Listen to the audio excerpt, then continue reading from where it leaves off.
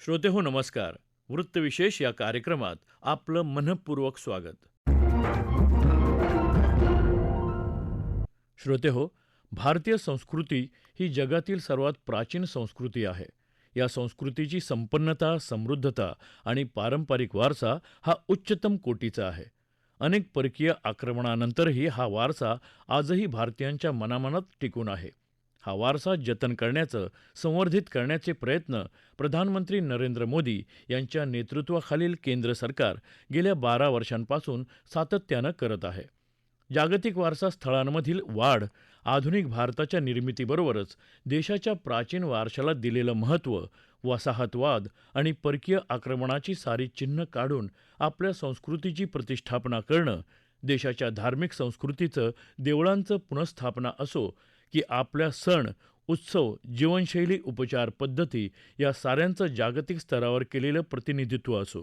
सांस्कृतिक वारशांच्या डिजिटलायझेशनमधून अनेक प्राचीन वस्तू, ग्रंथसंपदा यांच्या जतनाला एक वेग आलेला आहे. गेल्या 12 वर्षातील या सांस्कृतिक मंथनासंदर्भात संस्कृतीचे अभ्यासक आणि विश्लेषक डॉक्टर पंकज जयस्वाल यांची मुलाखत आज आपण आपल्या वृत्तविशेष या कार्यक्रमात ऐकणार आहोत. सर नमस्कार. आकाशवाणी मुंबईच्या स्टुडिओमध्ये आपलं स्वागत. गेल्या 12 वर्षात संस्कृती, परंपरा जतन, संवर्धन यासाठी केंद्र सरकारच्या पातळीवर अनेक प्रयत्न झाले. या संदर्भात आपण काय सांगू शकाल? गेल्या 12 वर्षात भारताने आपल्या सांस्कृतिक वारशाचे केवळ रक्षणच केले नाही, तर त्याला देशाच्या विकासाचा आणि आत्मगौरवाचा मुख्य कणा बनवला आहे. गेल्या 12 वर्षात भारताने झुळूक हात पडलेला खरा इतिहास आणि अंधारात गेलेली संस्कृती यांना पुन्हा एकदा देशाच्या स्वाभिमानाचे केंद्र बनवले आहे. हा केवळ मंदिरांचा किंवा वास्तूंचा जीर्णोद्धार नाही, तर हा प्रत्येक भारतीयाच्या मनातील सांस्कृतिक आत्मभानाचा जीर्णोद्धार आहे. गेल्या 12 वर्षात भारताने केवळ दिल्लीतील फायली बदलल्या नाहीत, तर जगभरात भारताची असणारी सांस्कृतिक प्रोफाईल बदलली आहे. श्रीराम मंदिर हे केवळ दगड विटांचे बांधकाम नाही, तर ते भारताच्या सांस्कृतिक आणि नागरिक पुनरुत्थानाचे महाकाव्य आहे. आताचा भारत आधुनिक तंत्रज्ञानाने उपग्रही प्रक्षेपित करतो आणि तितक्याच अभिमानाने आपल्या प्राचीन संस्कृतीचे आणि परंपरेचे रक्षण करतो. पंतप्रधान मोदींचं धोरण स्पष्ट आहे. आपल्याला आधुनिकतेच्या प्रत्येक शिखरावर पोहोचायचं आहे, पण त्याच वेळी संस्कृतीची पाळेमुळे घट्ट ठेवायची आहे. म्हणूनच त्यांचा नारा आहे, विकास भी विरासत भी. स्वातंत्र्यानंतर अनेक वर्ष आपण बघितलं तर आपले राजवाडे किंवा दिल्लीचा जो काही इतिहास होता तो दिल्लीच्या दप्तरापर्यंत मर्यादित होता. तो मोदी सरकारने जंगलातील आदिवासी झोपडीपासून ते हिमालयाच्या कंदरांपर्यंत पोहोचवून त्याचे लोकशाहीकरण केले आहे. जसं आपलं आयुर्वेद असेल, योग असेल, हे पेटंटच्या बाजारात विकले जाऊ नये म्हणून भारताने TKDL डिजिटल ढाल उभारली आणि भारताच्या बौद्धिक सार्वभौमत्वाचे रक्षण केले. परदेशातून परत येणारी प्रत्येक मूर्ती ही केवळ दगड किंवा धातूचा तुकडा नाही, तर ती भारताच्या लुटल्या गेलेल्या अस्मितेची आणि गौरवपूर्ण सन्मानपूर्वक घर वापसी त्याची करून घेतली. म्हणजेच काय, तर संस्कृतीचे रक्षण कसं करायचं आणि संस्कृतीचे रक्षण देशाच्या विकासासाठी, आत्मनिर्भरतेसाठी किती महत्वाचं आहे ते मागच्या 12 वर्षात आपण बघितलं. म्हणून आज जागतिक स्तरावरती आपण जेव्हा बघतो भारताची प्रतिमा आणि जो एक सन्मान मिळतोय तो याच्यामुळेच आहे की आपण आपल्या संस्कृतीचं रक्षण करायला सुरुवात केली आणि आपल्या संस्कृतीचं रक्षण आपल्याला मजबूती देत आहे, समाज म्हणून, देश म्हणून.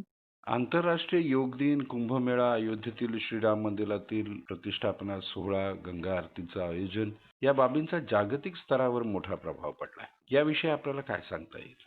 मागच्या 12 वर्षाचा इतिहास बघितला किंवा त्याचा अभ्यास केला तर आपल्या लक्षात येतं की आंतरराष्ट्रीय योग दिन म्हणा किंवा कुंभमेळा, अयोध्येतील श्रीराम मंदिर प्राण प्रतिष्ठापना सोहळा या घटनांनी भारताची एक सॉफ्ट पॉवर, आपण सांगू शकतो त्याला की सांस्कृतिक क्षमता जागतिक स्तरावर सर्वोच्च शिखरावर पोहोचवली. जसं आंतरराष्ट्रीय योग दिन 21 जून जगभरात आता साजरा व्हायला लागला आहे. म्हणजेच काय, तर भारतीय जीवनशैली आणि आरोग्याच्या तत्वज्ञानावर, भारताच्या तत्वज्ञानावर जगाने सिक्युरिटी दिली आहे, त्याला स्वीकारलंय. जसं युनेस्कोने कुंभमेळ्याला अमूर्त सांस्कृतिक वारसा म्हणून मान्यता दिली आहे. गंगा आरतीचे भव्य आयोजन होतं, ती पण भारताच्या आध्यात्मिकताला जगासमोर मांडते. श्रीराम मंदिर प्राण प्रतिष्ठान सोहळा एक मंदिराचा उत्सव नव्हता, तर पातळीवर पसरलेल्या प्रसार माध्यमांनी भारतीय संस्कृतीच्या या पुनर्स्थापनाला आणि एकात्मतेच्या संदेशाला पूर्ण जगभर पसरवलं आणि त्याची दखल जगातला नुसतं प्रसार माध्यम नाही, तर वेगवेगळ्या सरकारांनी आणि वेगवेगळ्या संघटनांनी सुद्धा घेतला. तसेच मध्य आशिया आणि आग्नेय आशियाई देशांसोबतचे जसं आपण म्हणू कंबोडिया, व्हिएतनाम इथे सुद्धा बौद्ध आणि रामायण यांच्या संस्कृतीशी म्हणजे एकत्र संबंधित दृढ करून चीनचा जो काही प्रभाव होता त्याला कमी करण्यात सरकारला यश मिळालंय. म्हणूनच सांस्कृतिक आणि परंपरेला जे काही प्राधान्य दिलंय त्याचा जो काही परिणाम होतोय तो पूर्ण जागतिक स्तरावरती मोठ्या प्रमाणावरती आपल्याला बघायला मिळतोय. युनेस्कोचा जागतिक वारसा स्थळांच्या यादीत गेल्या 12 वर्षात भारतातील अनेक ठिकाणांचा समावेश करण्यात आला. त्याचबरोबर परदेशात चोरून आलेल्या सांस्कृतिक आणि पारंपरिक वस्तू भारतात परत आणल्या गेल्या. या साऱ्या घडामोडींकडे आपण कसे पाहता? आपण म्हणतो ना कल्चरल डिप्लोमसी म्हणजे सांस्कृतिक मुत्सद्देगिरी. तर भारताचा हा खूप मोठा विजय मानायला पाहिजे आपण. म्हणजे जसं युनेस्कोने जागतिक वारसा स्थळांमध्ये धोलावीरा हडप्पा संस्कृतीचे शहर, नंतर तेलंगणातील रामप्पा मंदिर, शांतिनिकेतन, होयसळ राजघराण्याची पवित्र मंदिरे अशा भारतीय स्थळांना युनेस्कोने मान्यता दिली. म्हणजेच भारतीय जागतिक पर्यटने त्याचं स्थान जगामध्ये उंचावलंय. तसंच बऱ्याचशा अशा प्राचीन वस्तू होत्या ज्यांची चोरी झाली होती त्यांना म्हणजे स्वातंत्र्य प्राप्तीनंतर आपण 2014 पर्यंतचा काळ बघितला फक्त 13 अशा ज्या मूर्ती किंवा ऐतिहासिक वस्तू होत्या त्या भारतात आल्या होत्या आणि मागच्या 12 वर्षामध्ये जवळपास 600च्या वरती या मौल्यवान चोरीला गेलेल्या सांस्कृतिक वस्तू अमेरिका, ऑस्ट्रेलिया, ब्रिटन, कॅनडा तिथनं आपण सन्मानाने परत आणले आहे. त्यामुळे भारताचा आंतरराष्ट्रीय प्रभाव किती वाढला आहे हे सुद्धा आपल्याला समजून येतं. पंचप्रणच्या माध्यमातून वसाहतवादाच्या अनेक निशाण्या काढण्यात आल्या. विविध ठिकाणी म्हणजे उदाहरणार्थ नौदलाच्या ध्वजावर छत्रपती शिवाजी महाराजांची राजमुद्रा, कर्तव्यपथ, लोकभवन आदी नावे बदलण्यात आली. या प्रयत्नांचे महत्व काय सांगाल? पंतप्रधानांनी हे जे काही पंचप्रण दिलंय त्याच्यातली मूळ संकल्पना जर आपण समजण्याचा प्रयत्न केला तर ती होती गुलामीच्या मानसिकतेतून पूर्णपणे मुक्ती. कारण आपण जे काही एवढे वर्ष अगोदर मुघल नंतर ब्रिटिश यांच्या सोबत आपला जो संघर्षमय इतिहास होता आणि त्यात जी मानसिकता तयार झाली होती गुलामीची त्यातनं बाहेर येणं खूप महत्वाचं होतं. त्यामुळे काही निर्णय घेण्यात आले जसं छत्रपती शिवाजी महाराजांची राजमुद्रा म्हणजे भारतीय नौदलाच्या ध्वजावरून सेंट जॉर्ज क्रॉस तो हटवला गेला आणि त्याच्याऐवजी छत्रपती शिवाजी महाराजांची राजमुद्रा आणली. म्हणजेच काय तर भारताच्या स्वतःच्या गौरवशाली सागरी इतिहासाचा हा सर्वात मोठा सन्मान आहे आणि वसाहतवादी जी काही मानसिकता तिला झुगारून आपली संस्कृती आपल्या स्वबोधला पुढे आणणं हा त्याच्या मागचा खूप मोठा उद्देश होता. नंतर दुसरा राजपथ ते कर्तव्यपथ. आता राजपथ हा ब्रिटिशांचा कन्सेप्ट होता. ब्रिटिशांच्या राजशाहीचं ते प्रतीक होतं. त्याचं नाव बदलून कर्तव्यपथ केलं. आपण जे काही कायदे आतापर्यंत फॉलो करत होतो त्यात जास्तीत जास्त कायदे हे ब्रिटिशांच्या कायद्यानुसार त्याच पद्धतीने आपण आज राबवत होतो आणि त्यामुळे समाजात जो काही सकारात्मक बदल व्हायला पाहिजे होता तो बदल होण्याच्या ऐवजी कायद्यांबद्दल एक भीतीचं वातावरण निर्माण झालं होतं. त्यामुळे बऱ्याचशा गोष्टी चुकीच्या पद्धतीने घडत होत्या. न्यायालयीन पद्धत बऱ्याच मार्गाने प्रभावी ठरत नव्हती. त्याचा प्रभावीपणा वाढवावा आणि न्यायालयीन सिस्टम ही लोकांशी समाजाशी सुसंगत असावी. न्यायप्रणाली संविधानाशी आणि लोकांची सुसंगत असावी. त्यामुळे काही कायदे बदल करणे आवश्यक होते, काही कायदे घालवणे आवश्यक होते. त्यात IPC द्वारे बदल करण्यात आला.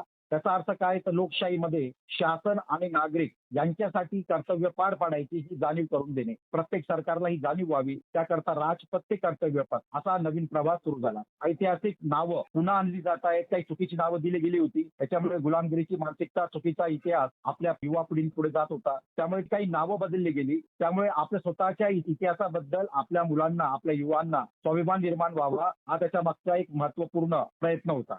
सांस्कृतिक वारशाचं डिजिटलायझेशन, विविध राज्यांमधील सांस्कृतिक बंध सेतू अशा प्रयत्नांनी भारतीय संस्कृतीचं पुनरुज्जीवन करण्यात येत आहे. त्याबद्दल आपण काय माहिती द्याल?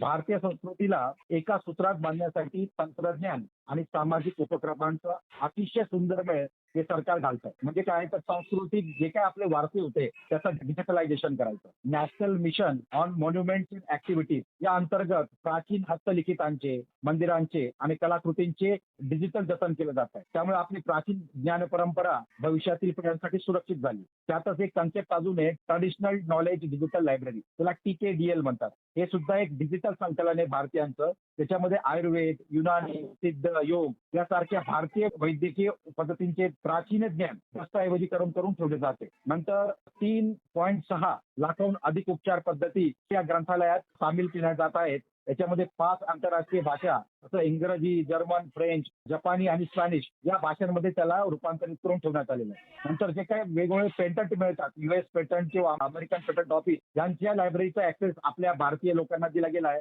ज्यामुळे परदेशी कंपन्यांनी भारताचे जसं हळद, कडुनिंब, इसबगोल, कोरफडीवर चुकीच्या पद्धतीने त्यांनी पेटंट घेतले होते, ते आपण रद्द करवण्यात यश मिळवलंय. नंतर सांस्कृतिक बंध सेतू म्हणजे आपण एक भारत श्रेष्ठ भारत हा कन्सेप्ट आता राबवतोय. त्याच्यामध्ये काशी तमिळ संगमम, सौराष्ट्र तमिळ संगमम सारख्या आयोजनांनी उत्तर आणि दक्षिण तसेच पूर्व आणि पश्चिम भारतामधील जे काही प्राचीन सांस्कृतिक संबंध आहेत ते पुन्हा जिवंत झाले.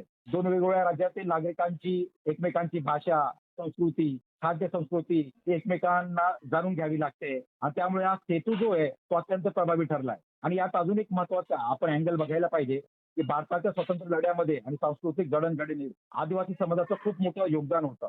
परंतु काय झालं की अनेक दशके ते मुख्य प्रवाहातील इतिहासापासून वंचित राहिले. तर मोदी सरकारने या वर्षाला राष्ट्रीय स्तरावरती सर्वोच्च स्थान दिलंय. जसं राणी दुर्गावती, अल्लुरी सीताराम राजू, सिंधू कान्हू, टंट्याबील यासारख्या आदिवासी नायकांना शालेय अभ्यासक्रमात समाविष्ट करून त्यांना राष्ट्रीय नायक म्हणून प्रस्थापित केलंय. नंतर आदिवासी संग्रहालय सुद्धा तयार करायला सुरुवात केली. भारताच्या स्वातंत्र्य लढ्यात योगदान देणाऱ्या आदिवासी वीरांच्या स्मृती जतन करण्यासाठी देशामध्ये 10 विशेष आदिवासी स्वातंत्र्य सैनिक संग्रहालय उभारण्यात येत आहेत. थोडक्यात सांगायचे तर गेल्या 12 वर्षातील हे सर्व प्रयत्न भारताला केवळ आर्थिक महासत्ता बनवण्यासाठी नसून आपल्या समृद्ध सांस्कृतिक मुळांची घट्ट जोडून एक स्वाभिमानी आणि आत्मनिर्भर भारत घडवण्यासाठी अत्यंत आवश्यक आणि यशस्वी पावले ठरली आहेत. आणि हे 2047 पर्यंत विश्वगुरु भारत, विकसित गुरु भारत जो बनवायचा आहे त्यासाठी सांस्कृतिक मुळं खूप आवश्यक असतात. कुठलाही देश प्रगत तेव्हाच होतो सर्व बाबतीत जेव्हा त्याची सांस्कृतिक मुळं घट्ट असतात आणि मोदी सरकार त्याच्यावरती योग्य पद्धतीने काम करीत आहे.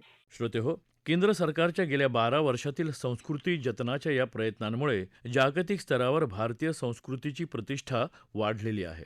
या संस्कृतीचं दर्शन घेण्यासाठी जगाच्या अनेक देशातील नागरिक उत्सुक आहेत. त्याचा फायदा देशाच्या पर्यटन क्षेत्राच्या वाढीसाठीही होत आहे. जगातील अनेक देशांनी आपली संस्कृती जपतच आधुनिकतेचा पुरस्कार केला आहे. आपल्या देशाला इतर कोणालाही लाभलेला नाही असा समृद्ध, सर्वंकष असा सांस्कृतिक वारसा लाभलेला आहे. त्याचं जतन आणि संवर्धन करणं हे प्रत्येक भारतीयांचं कर्तव्य आहे. श्रोते हो, आपला वृत्तविशेष हा कार्यक्रम आपण न्यूज ऑन AIR या ॲपवरही लाईव्ह ऐकू शकता.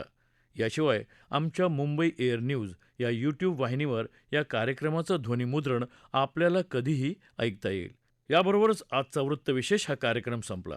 हा कार्यक्रम आकाशवाणीच्या प्रादेशिक वृत्त विभागानं सादर केला. सादरकर्ते आणि संपादक जीवन भावसार, प्रसारण सहाय्य भारती गांधी, लेखन आणि समन्वय सोहम नलावडे आणि निवेदन शैलेश मोहिते.